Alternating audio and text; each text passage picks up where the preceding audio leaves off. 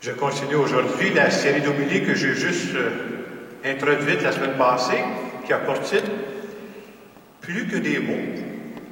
Je disais la semaine passée, on oublie parfois que nos paroles ont tout un pouvoir, pour le bien ou pour le mal. Par nos mots, on peut blesser. Par nos mots, on peut consoler. On oublie parfois que les mots que l'on dit, veut pas, ça a tout un impact chez les gens autour de nous. Ça a même toute une influence dans notre façon de vivre. Et pendant cette série d'homélies, on va voir justement de dire, quand je prends la parole, moi, d'où ça vient? C'est quoi qui m'inspire quand je parle? Et entre autres, on veut se rappeler pour nous qui avons la foi, le fait d'avoir une relation avec Dieu, d'essayer de développer une amitié avec Dieu, comment ça peut influencer ma façon de parler? Pour mettre ça concret, j'ai pensé à ceci. Par exemple, si je vous disais que quelqu'un avait enregistré tous les mots que vous avez dit dans les dernières 24 heures, et supposons qu'on nous fait réécouter ça. Me semble, en tout cas, je ne sais pas comment vous pourriez réagir, mais moi je me dirais, probablement que certaines parties d'enregistrement, je dirais, si c'est à faire, là, il me semble que je ne redirais pas ça. Ou en tout cas, je le redirais probablement d'une façon différente. On se fait tous prendre. Hein? Des fois, moi, ça m'arrive à la fin de la journée, vous savez ce que je me dis? Du genre, tu as manqué une belle chance de te taire dans tes circonstances. Dans la lecture qu'on a, qui est la deuxième lecture qu'on avait aujourd'hui, c'est tiré de la lettre de Saint-Pierre. Et dans les premiers versets qu'on n'a pas aujourd'hui, il disait « Ne rendez pas le mal par le mal. Au contraire, répondez par une bénédiction. » Et dans l'extrait qu'on a aujourd'hui, il va dire « Honorez dans vos cœurs la sainteté du Seigneur. » Je me suis dit, comment on pourrait traduire ça dans des mots d'aujourd'hui? Ben, ça allait compliqué. C'est comme si Saint-Pierre aurait nous dire « Faites attention à ce que vous conservez dans votre cœur. Qu'est-ce que vous ruminez dans votre cœur? Faites attention parce que tôt ou tard, ça va sortir par vos paroles. La bouche parle de ce qu'il y a dans le cœur, dans l'abondance du cœur. Alors, c'est important d'y faire attention. Et quand on arrive dans l'Évangile d'aujourd'hui, Jésus dit « Je ne vous laisserai pas orphelins. L'Esprit de vérité sera en vous. » Et c'est bon de se rappeler ça en toutes circonstances, mais je dirais qu'il y a des circonstances spéciales où c'est bon de se rappeler ça. Ça vous est sûrement déjà arrivé, moi ça m'arrive de temps en temps de dire « J'ai allé rencontrer une personne et je sais que c'est une démarche un peu plus délicate. Ça pourrait prendre différentes tendances. » Je pense que dans ces moments-là, c'est sage de dire, de prendre un moment pour s'arrêter avant de faire cette démarche-là, puis de dire, l'Esprit qui m'habite, toi qui es là, viens donc m'inspirer, viens donc me guider, viens donc préparer mon cœur, viens donc préparer le cœur de la personne que je vais rencontrer, afin qu'on en ressorte grandi. On l'oublie trop souvent, c'est pas juste une théorie, là. L'Esprit de Dieu, il est en nous. On peut lui faire des demandes. Là. Il est là pour nous accompagner. Il est là justement pour nous aider à trouver les bons mots au bon moment, aux bonnes personnes.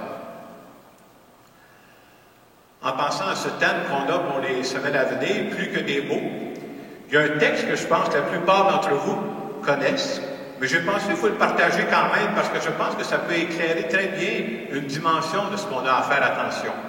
C'est un texte qui a pour titre « Les trois passoires ». Il y avait un philosophe grec qui s'appelait Socrate.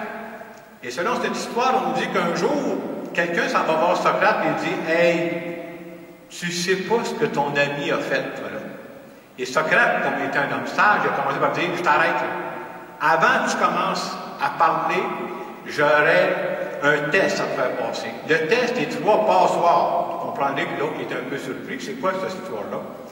Il dit, la première passoire, c'est un peu comme quand je fais mon spaghetti, je ne vous compterai pas toutes mes recettes, là. Je passe mon spaghetti dans la passoire parce que je ne veux pas manger juste de l'eau, mais là, je veux manger du spaghetti. Alors, première passoire que Socrate a dit, c'est la passoire de la vérité. Alors il demande au monsieur, il dit, ce que tu as à me dire, sais-tu si c'est vraiment la vérité? Mais le gars, il répond, je l'ai entendu dire. Ah, il dit, si je comprends bien, ce que tu veux me dire de mon ami, tu n'es pas sûr que c'est la vérité, là. Oups, c'est pas fort pour la première passoire. Deuxième passoire. Ce que tu veux me dire au sujet de mon ami, est-ce que c'est quelque chose de bon, de bien? L'autre, il répond, ben non, au contraire, ce que je vais te dire, c'est croustillant, c'est vraiment intéressant. Socrate lui a répondu, si je comprends bien, ce que tu veux me partager, ce sont des mauvaises choses sur mon ami, et tu n'es même pas sûr si c'est vrai.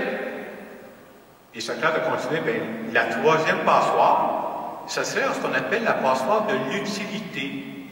Ce que tu veux me partager sur mon ami, ce que tu veux me dire, c'est-tu vraiment utile que je sois au courant de ça? L'autre a dit, pas vraiment. Et c'est là qu'il lui a répondu, si ce que tu vas me dire, c'est pas vrai, c'est pas du bien, puis tu n'es pas sûr que c'est utile, pourquoi tu me dis ça? Fin du texte. Et pendant la semaine, peut-être qu'on pourra réfléchir à ça en faisant votre spaghetti, passer les 3 passoires. Des fois, ça peut aider à éliminer des paroles inutiles. Je pensais aussi, vous savez, en cette période de pandémie que nous vivons présentement, la façon dont on parle de la pandémie influence beaucoup notre façon de la vivre. Je vous dis ceci. Si je passe mon temps à dire que la pandémie, c'est terrible, puis que d'après moi, on ne sera jamais capable de s'en sortir, probablement que je suis en train de vivre la pandémie d'une façon terrible.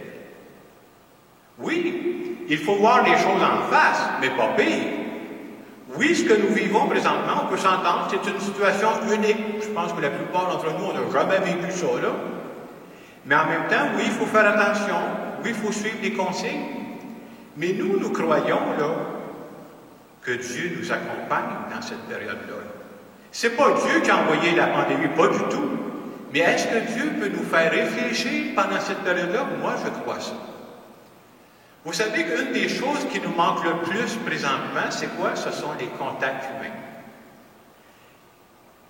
Il s'agit d'être privé de quelque chose pendant un certain temps pour en voir toute l'importance. Et moi, je me dis, peut-être que Dieu est en train de nous dire, là, vous voyez comment c'est important, les contacts humains? Apprenez donc de plus en plus à soigner vos relations avec les autres. L'autre aspect que moi, je trouve que la pandémie fait ressortir, parce que dans le temps ordinaire, des fois, on s'en rend moins compte, comment on est dépendants les uns des autres. Moi, si je ne fais pas attention, puis je fais n'importe quoi, puis bien, moi, je peux me contaminer, mais je peux contaminer un paquet d'autres personnes parce que moi, je ne suis pas prudent. Je ne fais même pas attention pour les autres.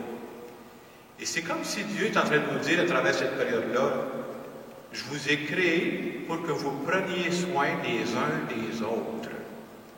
Un être humain seul, isolé, ça n'existe pas. On est dépendants les uns des autres.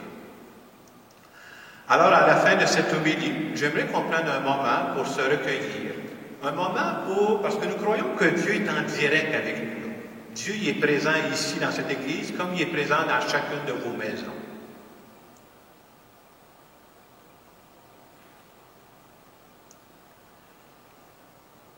Seigneur, je veux prendre un moment pour te prier.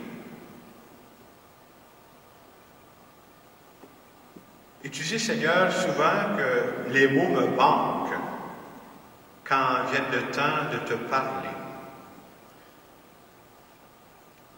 Et pourtant, en d'autres circonstances, je parle trop, ou je parle trop vite.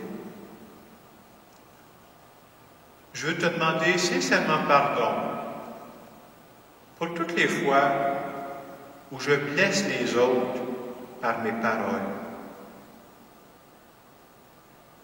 Je veux te demander pardon aussi pour toutes les fois où je rapporte des potins sur les autres, sans même trop savoir s'ils sont vrais. Seigneur, je te demande que tu m'envoies ton esprit, parce que j'aimerais que de plus en plus mes paroles servent à la bonne entente, à l'harmonie autour de moi. Et je veux te remercier, Seigneur, pour toutes tes paroles. Parce que tes paroles me font du bien. Tes paroles m'encouragent.